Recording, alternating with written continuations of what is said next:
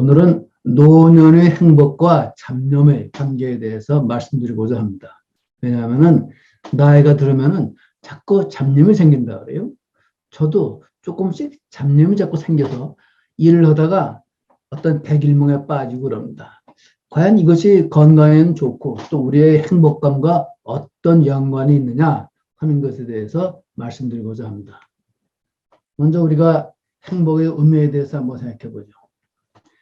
대부분 사람들은 행복한 삶을 살고자 하죠. 적어도 이 행복이 모든 사람에게 절대적인 목표는 아니죠. 그렇지만 적어도 불행해지길 원하는 사람은 없습니다. 그런데 행복이라는 건 말이에요. 간절히 바란다고 해서 얻을 수 있는 게 아니죠. 보통 우리가 행복은 잘 사는 것, well이죠. living well, 잘 사는 것 또는 좋은 삶의 그 부산물이라고도 합니다. 장기에 걸쳐서 만족감을 얻을 수 있는 그런 삶을 살다 보면은 자연히 행복해진다는 건데, 사실 의도적으로 행복을 추구한다 그러면은 이 지속 가능한 행복감을 얻기가 어렵습니다. 다시 말하면 모든 사람이 행복하기를 원하기는 하는데, 그러나 행복이 무엇인지 정확하게 말하기는 어렵다. 이게 솔직한 말씀일 겁니다. 행복을 얘기할 때 많은 사람이 행복의 역설, the paradox of happiness라는 말을 많이 씁니다. 왜냐하면 행복의 역설이라는 건 말이에요. 모든 사람이 행복하기를 원하긴 하지만은, 그런데 그 사람들에게 행복이 무엇이냐고 물어보면 말이에요.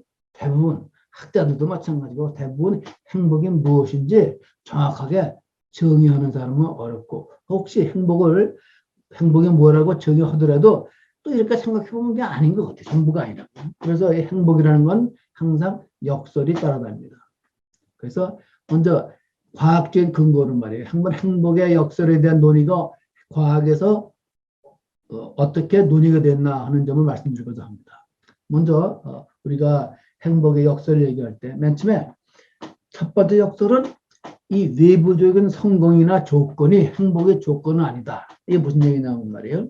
우리가 사회적으로 크게 성공을 해서 어떤 높은 직위를 받는단 말이에요. 회사의 어떤 CEO라든가 그렇지 않으면 관공서에서 어떤 국장급 이상의 높은 직위를 가져. 또 돈을 많이 벌어. 이런 외부적인 성공이 혹은 어떤 사회적 조건이 이 행복의 조건이 아니라는 거예요. 왜냐하면 아무리 재벌을 해도 자기 옆에 자기보다 돈이 더 많은 재벌을 보면 말이에요. 더 많은 큰 사업을 벌리는 재벌을 보면은 이 질투하게 되는 순간 행복이 사라지거든. 그래서 행복의 역설이라는 말을 많이 합니다. 그래서 행복의 역설에서 제일 많이 우리가 거론되는 것이 어떤 그런 이스탈린 역설이라고 그러죠. 이스탈린 역설이라는 건 뭐냐면은 소득이 증가해도 행복이 정체되는 현상을 말합니다. 여기 보면은 좌파에 보면 말이에요. 그 왼쪽에 해피니스, 행복의 척도가 있고 오른쪽엔 내가 갖고 있는 소유물이 있어요. 돈이라든가 지위라든가 뭐 모든 걸 다 소유죠. 이 소유가 많다고 해서 계속해서 행복하냐? 그렇지 않다는 거예요. 이게 행복의 역설이죠.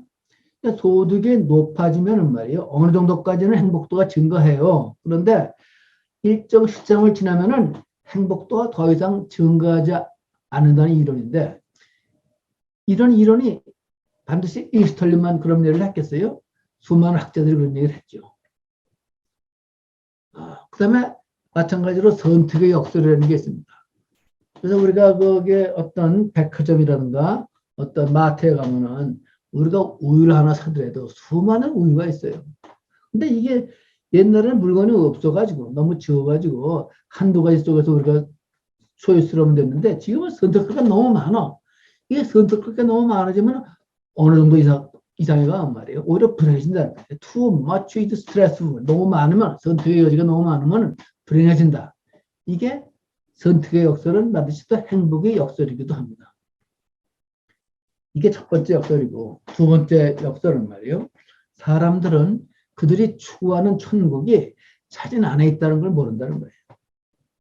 우리가 그 속담에 이런 말이 있잖아요. 행복의 파랑새. 행복의 파랑새는 바깥으로 암만 여행을 해서 바깥 돌아다녀 봐야 얻을 수 있는 게 아니고 집에 돌아오면은 행복의 파랑새가 집 안에 들어와 있다는 거예요.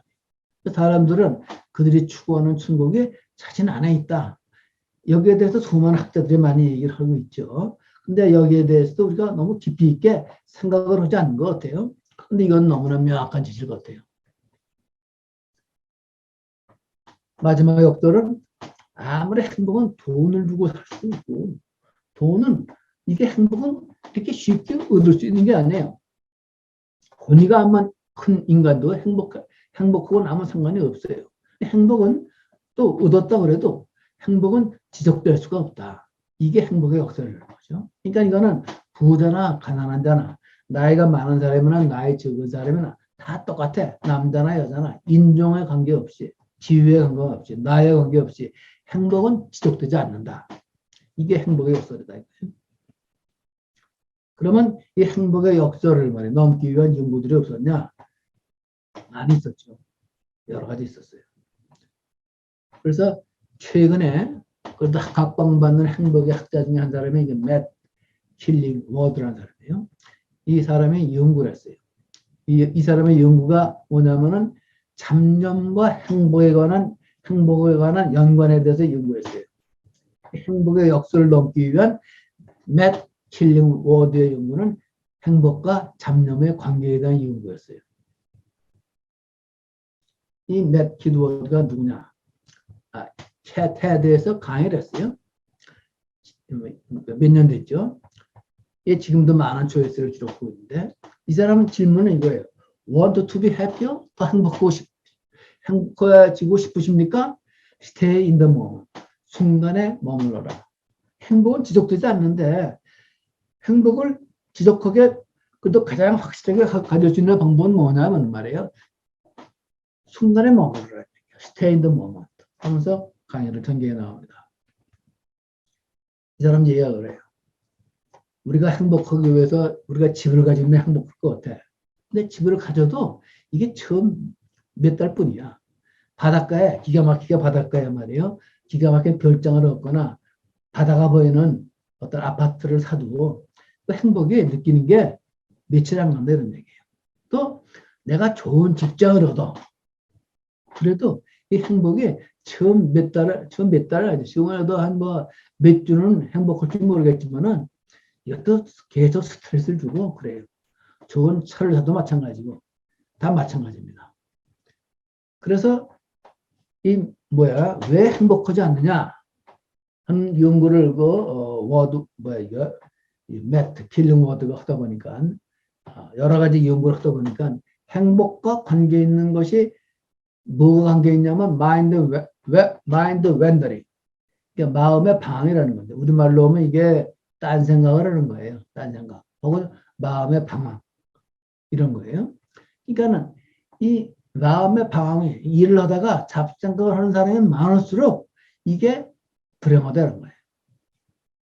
그래서 여러 가지 연구를 했어요. 여러 가지 정밀한 연구를 했죠. 전 세계 인류를 대상으로 말이에요. 다 똑같다 결론은. 어떤 거냐. 이 왼쪽이 행복의 척도고 오른쪽이 잡념의 척도인데 잡념에 대한 얘기인데 present focused 그러니까 현 매순간 moment to moment 매순간 충실하게 사는 사람의 행복도가 월등히 높은 거예요. 마인드 웬더링 어떤 일을 하면서 가령 내가 또 테니스 치다가도 잡념을 할 수가 있고 잠을 자다 자면서 잡념하는 건 뭐 수도 없이 많고 하여튼 우리가 매사야 모든 일에 있어서 이게 마인드 웬더링이 안 들어가는 부분이 없다는 거예요. 그런데 통계를 수없이 내보고 많은 엄밀한 연구를 해보니까는 현재 몰입해 사는 사람 이런 사람이 가장 행복하다 결론을 내린 거예요. 그래서 어떤 여러 가지 여러 가지 자세한 얘기는 없고 행복에 관한 질문에 답할 때 말이에요. 답변은 뭐냐면 우리는 딴 생각을 하고 있을 때 집중할 때보다 훨씬 덜 행복하다. 그냥 마인드 웬더링. 몰입을 하지 않고 딴 생각하고 있을 때 우리는 불행하다는 얘기예요. 이게 이 양반의 과학적 연구에 대한 결론이에요. 그러면 잡념이나 딴 생각을 할 때가 집중할 때보다 더 행복한 이유는 뭘까? 단순해요. 딴 생각을 하게 되면은 우리는 별로 즐겁지 않은 것에 대해서 주로 생각을 많이 한대요. 그럴 때 사람에게는 훨씬 행복이 덜하다. 다시 말하면 걱정, 불안, 후회를 되새겨야 된다 이게 딴 생각을 하게 되면서. 단 하나의 예외가 있긴 해요. 그 뭐냐면은 우리가 행복한 백인만을 꾸고 있을 때, 다시 말하면 어떤 자기가 어떤 깊이 있는 슬픔에 빠져 있을 때, 젊었을 때 저희가 어떤 사랑하던 사람을 만나고 헤어지던 그런 얘기를 꿈을 생각하는 이럴 때는 오히려 그렇게 불행하지 않는데, 그래도 그렇게 불행하지 않는다 할지라도 그래도 전체적으로 따져보면은 어떤 일에 몰입할 때가 훨씬 더 행복하다는 게 이 매트 킬링워드의 결론입니다. 그래서 사람들이 뭘 하고 있든 약 30% 정도는 딴 생각을 하고 있다. 그래서 그것이 시사하는 바는 뭐냐면은 딴 생각은 하나다 이거예요. 어디에나 존재한다. 우리의 일상생활 전체 속에서 딴 생각에 존재하지 않는 부분은 거의 없다고 하는 거예요. 이게 연구의 결론이에요. 그래서 우리는 행복에 대한 깊은 과학적 연구로 행복의 중요한 요인들을 좀 더 많이 발견하게 되면 우리는 좀 더 풍요롭고 건강하고 행복한 미래를 만들 수 있지 않을까, 만들 수 있다 이런 얘기예요. 근데 제가 거기에 생각을 덧붙이는 거예요. 그러나 과학적 데이터만으로는 부족한 것 같아요. 역시 인문학적 성찰이 필요하다. 저는 이런 생각을 합니다. 그래서 비록 이 길링워드의 결론은 매 순간의 행복에 집중하라. 영어로 moment to moment experience에 집중하라. 이런 얘기인데 이 말이 맞다고 봐요. 그런데 내 경험으로는 말이에요. 이것이 서양의 과학적인 방법이 반드시 행복에 도달하는 가장 좋은 방법은 아니다. 동양에는 이런 말이 있어요. 무위의 철학이 있어요. 무위의 철학은 노자의 철학이고 무주 어디 머무르지 않는다는 건 불교의 철학인데 이 다음번에는 이 마인드 웬더링과 무주의 관계에 대해서 간을 해가지고 좀 더 우리가 노년의 행복을 좀 더 확실하게 잡기 위한 방법을 강의해서 행복의 관계를 맞추도록 하겠습니다. 예, 이상입니다.